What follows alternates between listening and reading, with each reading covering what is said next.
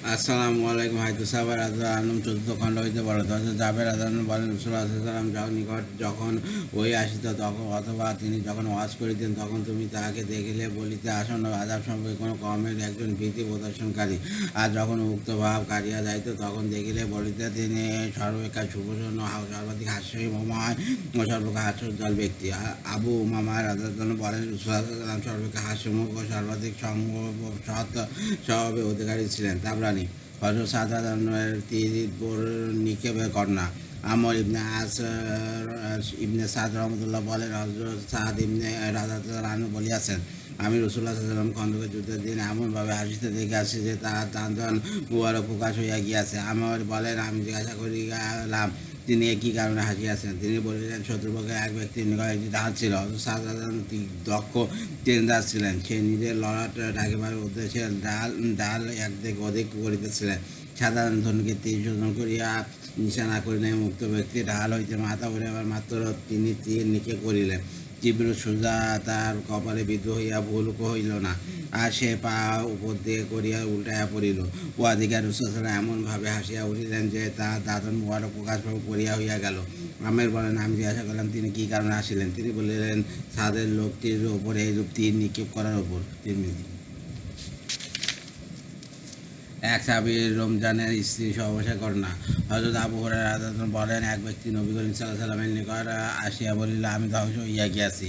আমি রমজান মাসে নিজ পরিবারের সহিত সহবাস করিয়াছি। তিনি বলিলেন, একটি গোলাম আযাদ করো। সে বলিল, আমার সে ক্ষমতা নাই। তিনি বলিলেন, তবে 2 মাস একাধারে রোজা রাখো। সে বলিল, আমার সেই শক্তি নাই। তিনি বলিলেন, তবে 60 মিসকিনকে খানা খাওয়াও। সে বলিল, আমার নিকট এত পরিমাণ খাদ্য নাই। এমন সময় নবী করিম সাল্লাল্লাহু আলাইহি ওয়াসাল্লামের নিকট কেউ আর এক টুকরি খেজুর আনিল। বর্ণনাকারী ইবরাহিম রহমতুল্লাহ বলেন, আর এক শব্দের অর্থ খেজুর পাতায় বোনা টুকরি। নবী করিম সাল্লাল্লাহু আলাইহি ওয়াসাল্লাম বললেন, কোথায় সেই প্রশ্নকারী? তারপর সে টুকরি দেয়া বলিলেন, এইগুলো সদকা করিয়া দাও। সে বলিল, আমা অপেক্ষা অভাবী লোকের ওপর সদকা করিব কি? খোদার কসম, মদিনার এই প্রস্তারময় জমিনের মাঝে আমার পরিবারের অপেক্ষা অভাবী আর কেউ নাই। নবী করিম সাল্লাল্লাহু তার কথা শুনে এমনভাবে হাসিয়া উঠিলেন যে তার দাঁতন মুবারক প্রকাশ হইয়া গেল। বললেন, তবে তোমরাই খাও। বুখারী। সর্বশেষ বেহেশতের ঘটনা। হযরত আবু যর রাদিয়াল্লাহু আনহু বলেন, রাসূলুল্লাহ সাল্লাল্লাহু আলাইহি ওয়াসাল্লাম বলিয়াছেন, আমি সেই ব্যক্তি সম্পর্কে খুব ভালো রূপে জানি যে সর্বপ্রথম বেহেশতে প্রবেশ করিবে, আর আর সেই ব্যক্তি সম্পর্কে জানি যাহাকে সর্বশেষ দোজখ হইতে বাহির করা হইবে। কিয়ামতের দিন আল্লাহর দরবারে এক ব্যক্তিকে উপস্থিত করা হইবে। তার সম্মুখে তার ছোটগুলি উপস্থাপন করিবার ও বড় বড় গুণাগুলি উপবন রাখিবার নির্দেশ দেওয়া হইবে। তাকে তার ছোট গুণাগুলি সম্পর্কে জিজ্ঞাসা করা হইবে, তুমি কি অমুক দিন অমুক গুণা করো নাই? সে বাধ্য হয়ে স্বীকার করিবে, কারণ অস্বীকারের কোনো উপায় থাকিবে না। আর কবিরা গুনাহের ব্যাপারে ভীত হইবে, না জানি উহার ধরুন কী অবস্থা হয়। তারপর আদেশ হইবে, তাহার প্রত্যেক গুনাহের পরিবর্তে কী করিয়া নেকি দেওয়া দিও। উহা শুনিয়া সে বলিয়া উঠিবে, আমার আরও অনেক গুনাহ রহিয়াছে, আর যা আমি এখানে দেখিতেছি না। হযরত আবু যর রাদিয়াল্লাহু আনহু বলেন, আমি দেখিলাম রাসূলুল্লাহ সাল্লাল্লাহু আলাইহি ওয়াসাল্লাম এই পর্যন্ত বলিয়া এমনভাবে হাসিয়া উঠিলেন যে তাহার দাঁত মুবারক প্রকাশ হইয়া পড়িল। হাসির কারণ ছিল যে গুনাহের ব্যাপারে ভীত ছিল, সে উহাও প্রকাশে আগ্রহী হইয়া উঠিল। তিরমিজি। হযরত আব্দুল্লাহ ইবনে মাসউদ রাদিয়াল্লাহু আনহু বলেন, রাসূলুল্লাহ সাল্লাল্লাহু আলাইহি ওয়াসাল্লাম বলিয়াছেন, আমি সেই ব্যক্তিকে জানি যে দোজখ হইতে সর্বশেষ বাহির হইবে। সে বসিয়া মাটি হেঁচড়ায় দোজখ হইতে বাহির হইয়া বসিবে। তাকে বলা হইবে, যাও বেহেশতে প্রবেশ করো। সে বেহেশতে প্রবেশ করিয়া যায় দেখিবে লোকেরা স্ব স্ব স্থান দখল করিয়া লইয়াছে। ফিরে আসিয়া বলিবে, হাই বড় থেকে লোকেরা তো স্ব স্ব স্থান দখল করিয়া লইয়াছে, অর্থাৎ সেখানে তো কোনো জায়গা নেই। তাকে বলা হইবে, দুনিয়ার প্রচুরতা তোমার স্মরণ আছে কি? সে বলিবে, হ্যাঁ। তখন তাকে বলা হইবে, তোমার মনে সকল আর্য আকাঙ্ক্ষা ব্যক্ত করো। সে উক্ত ব্যক্ত করিবে। তাকে বলা হইবে, তুমি যা ব্যক্ত করতেছ তৎসব দুনিয়া 10 গুণ বড় বেহেশত তোমাকে দেওয়া হইল। সে বলিবে, আপনি সকল বাচ্চা হইয়া আমার সহিত ঠাট্টা করিতেছেন, অর্থাৎ সেখানে তো সামান্য জায়গাও নাই, অর্থাৎ আপনি দুনিয়া 10 গুণ দান করিয়াছেন। হযরত আব্দুল্লাহ ইবনে মাসউদ বলেন, সে ব্যক্তি এই কথা নকল করিতে যাইয়া আমি রাসূলুল্লাহ সাল্লাল্লাহু আলাইহি ওয়াসাল্লামকে এমনভাবে হাসিতে দেখিলাম যে তার দাঁত মুবারক প্রকাশ হইয়া পড়িল। তিরমিজি। গাম্ভীর্য। নবী করিম সাল্লাল্লাহু আলাইহি ওয়াসাল্লামের গাম্ভীর্য। হযরত খালিদা ইবনে যায়েদ রাদিয়াল্লাহু আনহু বলেন, নবী করিম সাল্লাল্লাহু আলাইহি ওয়াসাল্লাম আপন বুঝে সে সর্বাপেক্ষা গাম্ভীর্যপূর্ণ ছিলেন। শরীরের কোনো অংশকে অসংযতভাবে বাহির করিয়া রাখিতেন না। সিফাত। হযরত মুয়াজ রাদিয়াল্লাহু গাম্ভীর্য শাহ ইবনে হাও সাহেব রহমতুল্লাহ বলেন রাসূলুল্লাহ সাল্লাল্লাহু আলাইহি ওয়াসাল্লামের সাহাবাদের রাদিয়াল্লাহু আনহুদের মসজিদে হযরত মুয়াজ ইবনে জাবাল রাদিয়াল্লাহু থাকিলে সকলে তাহার প্রতি ভয় ভয়ে চাইতেন। আবু নুয়াইম আবু মুসলিম খাওলানি রহমতুল্লাহ বলেন আমি হিমসের মসজিদে প্রবেশ করিয়া দেখিলাম সেখানে প্রায় ৩০ জনের মতো নবী করিম সাল্লাল্লাহু আলাইহি ওয়াসাল্লামের বয়স্ক সাহাবা রাদিয়াল্লাহু আনহুম শহীদ রহিয়াছেন। তার মধ্যে সুরমা বর্ণের চক্ষু ও উজ্জ্বল দন্ত বিশিষ্ট একটি যুবক রহিয়াছে। তিনি কথা বলেন না, চুপ করে আছেন। যখন অন্যান্যদের মধ্যে কোনো বিষয়ে মতবিরোধ হয় তখন তাহার শরণাপন্ন হন না ও তাহাকে জিজ্ঞাসা করেন। আমি আমার পাশে উপস্থিত ব্যক্তিকে জিজ্ঞাসা করলাম উনি কে? সে বলল হযরত মুয়াজ ইবনে জাবাল রাদিয়াল্লাহু আনহু। শুনিয়া আমার অন্তরে তাহার প্রতি মহব্বত পয়দা হইল।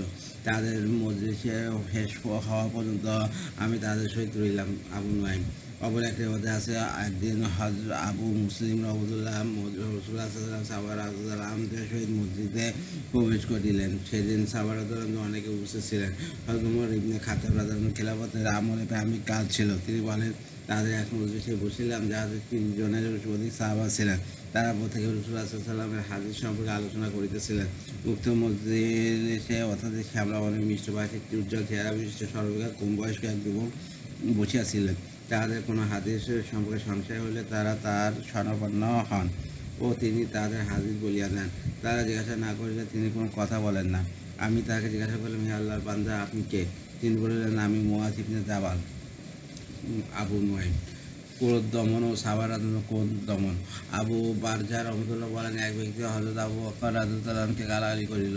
আবু বারজা বলিলেন আমি তার গর্দান উড়াই দেব কি? তিনি বলে তাহাকে ধমক দিয়া বললেন ইয়া রাসূলুল্লাহ সাল্লাল্লাহু আলাইহি ওয়াসাল্লাম ব্যতীত আর কারোর জন্য জায়েজ নাই। আবু দাউদ তিরমিজি ইমাম আহমদ রহমতুল্লাহ হইতে বর্ণিত আছে যে হযরত ওমর রাদিয়াল্লাহু আনহু বলিয়াছেন বান্দা যাহা কিছু কলঙ্করণ করে তার মধ্যে দুধ ও মধু কলঙ্ক অপেক্ষা উত্তম হইল ক্রোধ করা।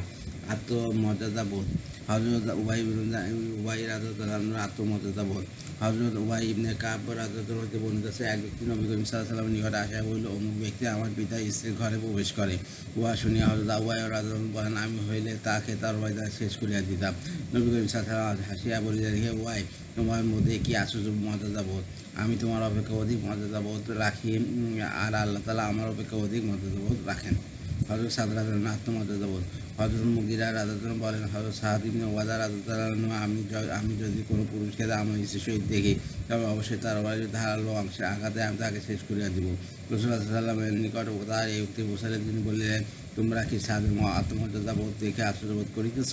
খোদার কসম আমি তার অপেক্ষা অধিক আত্মমর্যাদা রাখি আর আল্লাহ তাআলা আমার অপেক্ষা অধিক আত্মমর্যাদা বোধ রাখেন। আর আত্মমর্যাদা বোধের কারণে আল্লাহ তাআলা প্রকাশ্য ও অপ্রকাশ্য সকল ফাহিশা কাজ হারাম করিয়া দিয়াছেন।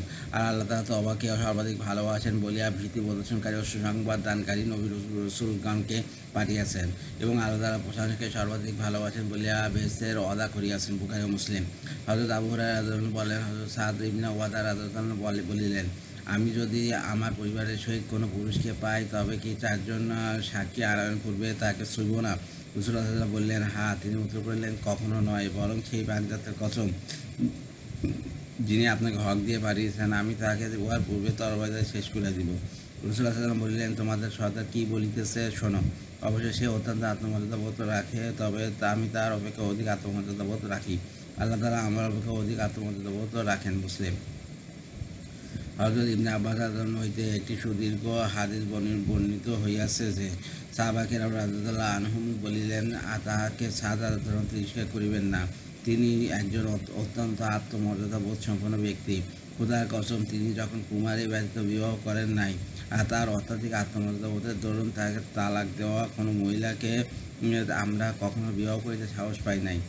হযরত সাদ রাদিয়াল্লাহু বললেন ওয়া ইয়া রাসূলুল্লাহ খোদার কসম আমি অবশ্যই তা বিশ্বাস করি যে উহা অর্থাৎ ৪ জন সাক্ষী হাজিরের বিধান হক এবং উহারা আল্লাহর হক পক্ষ হইতে হুকুম।